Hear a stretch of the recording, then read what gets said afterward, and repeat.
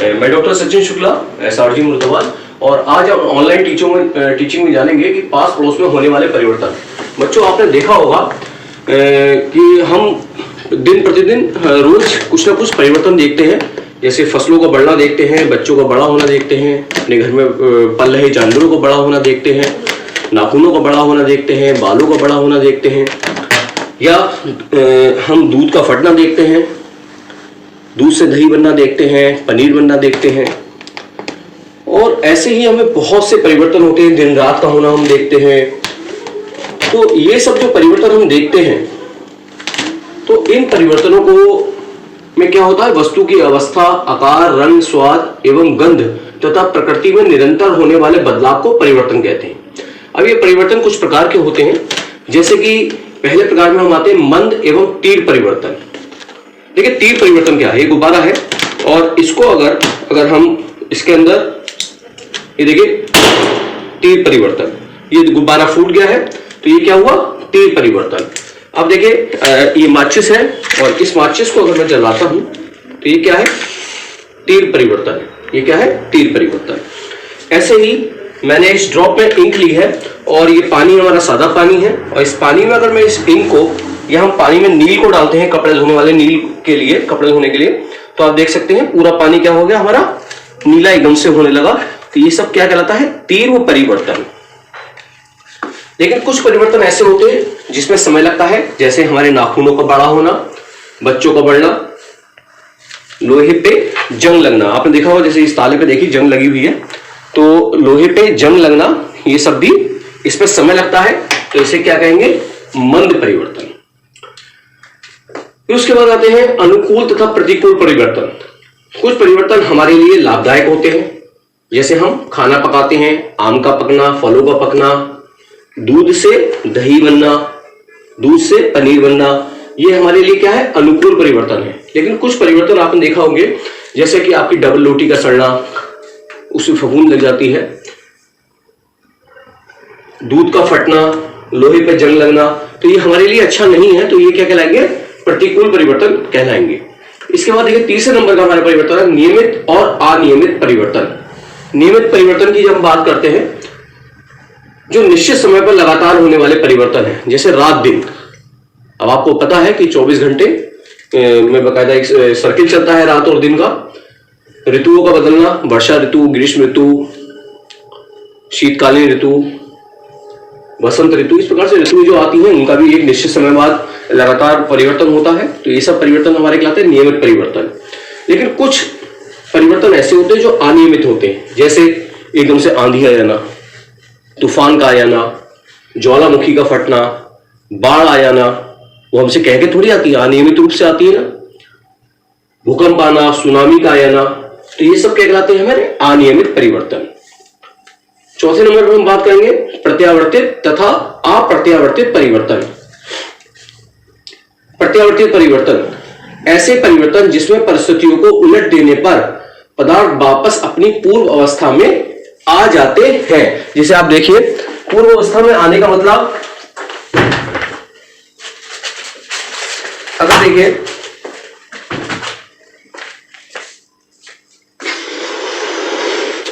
मैंने इस गुब्बारे को फुलाया, अब इसको गुब्बारे की जब मैं हवा निकालूंगा तो ये वापस अपनी पूर्व अवस्था में आ गया, तो ये परिवर्तन हमारा क्या कहलाएगा? उत्क्रमणीय परिवर्तन कहलाएगा।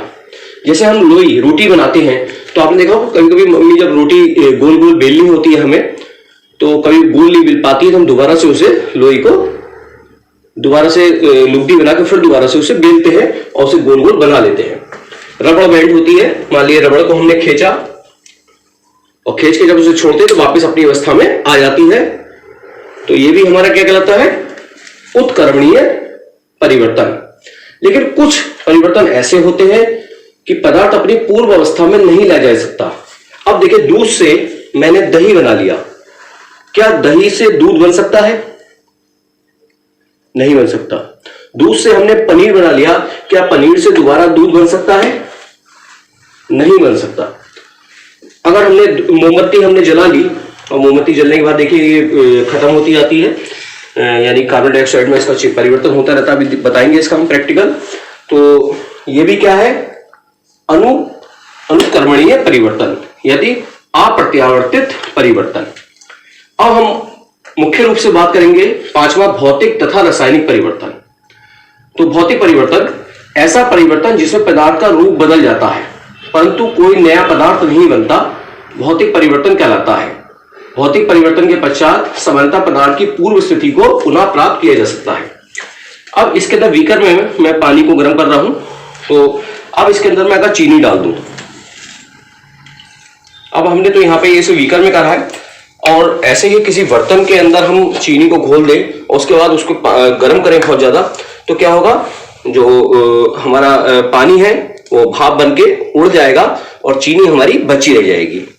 यही हम कर सकते हैं किसके साथ, नमक के साथ। अगर हम इसकी जगह पानी को गर्म कर रहे हैं और उसके अंदर अगर हम नमक घोल दें तो वही स्थिति आएगी कि क्या होगा, गर्म होने पर पानी उड़ जाएगा और बाद में हमारी नमक के क्रिस्टल बचे रह जाएंगे।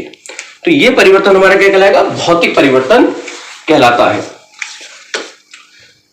अब जैसे बर्फ का पिघलना, अगर हम बर्फ को पिघलाते हैं तो वापस क्या होता है, बर्फ पिघल के पानी बन जाता है और पानी को पुनः अगर हम ठंडा करते हैं तो वो फिर दोबारा से बर्फ में बदल जाता है। नेप्थलीन और कपूर का परिवर्तन, ये बेकायदा हमने इसे पूर्ण प्रैक्टिकल में हमने आपको करके दिखाया था कि ऊर्ध्वपातन की क्रिया क्या कहलाती है, जिसको हम अभी दोबारा से आपको प्रेषित करेंगे। तो ये सब कहलाते हैं भौतिक परिवर्तन। अब रासायनिक परिवर्तन क्या होता है, ऐसा परिवर्तन जिसमें एक या एक से अधिक नया पदार्थ बनता है, रासायनिक परिवर्तन कहलाता है। नया पदार्थ बन जाता है। रासायनिक परिवर्तन के पश्चात सामान्यतः पूर्व पदार्थ को प्राप्त नहीं किया जा सकता। आप सपोज करिए ये एक कागज का टुकड़ा है और मैं इस कागज के टुकड़े को अगर जलाता हूं,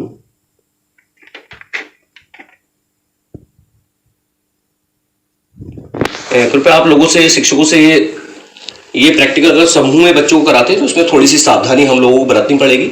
तो आप देख सकते हैं ये कागज जलने के बाद अपनी देखरेख में ही हमें कराना है, तो ये राख में बदल गया। तो क्या हम राख से पुनः कागज प्राप्त कर सकते हैं? नहीं। तो ये परिवर्तन क्या कहलाएगा, रासायनिक परिवर्तन। ऐसे ही कोयले का जलना, लकड़ी का जलना, और यहाँ पे देखिए मैंने एक परिवर्तन दिखाया है, ये मैग्नीशियम का तार है जिसे मैं पकड़े हुए हूं। अगर इस मैग्नीशियम के तार को मैं, आप देख सकते हैं, मैं इसे जला रहा हूं, तो जलाने के बाद क्या होता है, ये मैग्नीशियम का तार है, इसको आप देख सकते हैं। कृपया आप सभी लोगों से गुजारिश रहेगी, ये प्रैक्टिकल जब आप कराएं तो इसके अंदर बहुत थोड़ी सावधानी बरतनी पड़ती है और देख रेख में ही इस प्रैक्टिकल को हमें कराना है बच्चों को। कि मैग्नीशियम ऑक्सीजन के संपर्क में आने के बाद ये परिवर्तित हो जाएगा मैग्नीशियम ऑक्साइड में, और देखिए ये कैसे जलता है। अब आप देख सकते हैं ये मैग्नीशियम का तार जो हम जला रहे हैं, और इसे अपनी देख रेख में जलाना है। ये ऑक्सीजन के संपर्क में आके बकायदा मैग्नीशियम ऑक्साइड बनना है और ये जल रहा है, जिसे आप देख सकते हैं। और देखिए जलने के बाद ये बिल्कुल सफेद राख में, इसमें आप देख सकते हैं सफेद राख में बदल गया है। ये सफेद राख से पुनः मैग्नीशियम के तार को प्राप्त नहीं किया सकता, क्योंकि ये मैग्नीशियम से ऑक्सीजन से संपर्क करके ये बन गया है मैग्नीशियम ऑक्साइड, जिसे आप देख सकते हैं। देखिए तो ये परिवर्तन हमारा किसमें कहलाएगा, कि जिसमें पुनः पदार्थ को पूर्व अवस्था में प्राप्त ना किया जा सके, तो ये कहलाता है हमारा रासायनिक परिवर्तन। अब आप देख सकते हैं ये दूध है, और इस दूध में अगर मैं नींबू डाल दूं तो ये क्या होगा, तुरंत ये दूध फट जाएगा। और ये फटने पे क्या होगा, ये दूध फट गया, आप देख सकते हैं। और फटने पे क्या हुआ, इसे पुनः उस दूध को प्राप्त नहीं किया जा सकता। तो ये कौन सा परिवर्तन कहलाता है, रासायनिक परिवर्तन में आ गया ये, क्योंकि पुनः फटे हुए दूध से पुनः सही दूध आप प्राप्त नहीं कर सकते। तो ये तीव्र परिवर्तन में भी आता है और रासायनिक परिवर्तन में भी सम्मिलित है।